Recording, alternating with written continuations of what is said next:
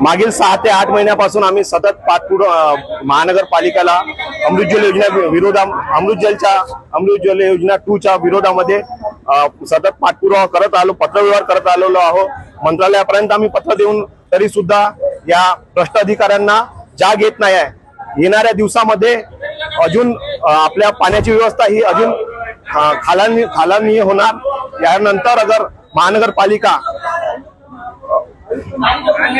यानंतर सुद्धा अगर महानगरपालिकेला जाग आला नाही तर आम्ही यानंतर अतिशय उग्रपणे आणि तीव्र आंदोलन करणार आणि लवकरात लवकर जे लक्ष्मी कन्स्ट्रक्शन आहे त्याला ब्लॅकलिस्ट केलं पाहिजे अशी आमची मागणी आहे। आणि 6 ते 8 महिन्यापासून आणि शिवसेना युवासेना उद्धव बाळासाहेब ठाकरे हे चंद्रपूर शहरातील नागरिकांना स्वच्छ पेयजल मिळावं याकरिता वारंवार पाठपुरावा करून आलेला आहे। महानगरपालिका असो किंवा एमजीपी कार्यालय असो, प्रादेशिक कार्यालय असो किंवा या राज्याचे उपमुख्यमंत्री आदरणीय एकनाथजी शिंदे साहेब असो, जे नगर विकास मंत्री सुद्धा आहे, यांना आम्ही वारंवार पत्रव्यवहार केलेला आहे।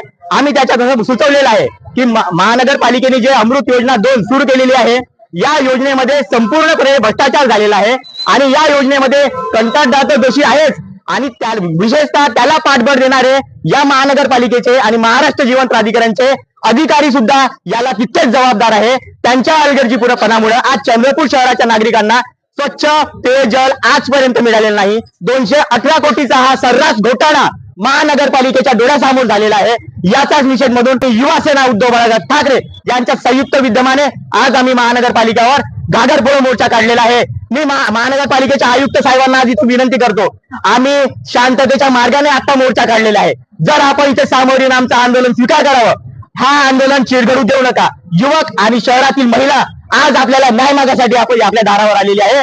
आम्ही आपल्याला घागर गिफ्ट करणार आहोत आणि म्हणणार आहोत की त्या आमच्या मातामध्ये आपण पाणी द्या आणि आम्हाला पिण्याचा योग्य मान सन्मान द्या पाणी देऊन। म्हणून मी सांगतो की हे आंदोलन आपण चिरघूर देऊ नका किंवा आम्हाला आता न्याय मिळाला नाही तर येणाऱ्या भविष्याच्या काळामध्ये आम्ही दोनही युवक आघाडीतील संघटना मिळून याच्यापेक्षा तीव्र आंदोलन करणार आणि त्यावेळेस जर कायदा सुव्यवस्था बिघडली याचे सर्वस्वी जबाबदार महानगरपालिका आणि संबंधित प्रशासन राहणार हे मी आपल्याला सुचवतो।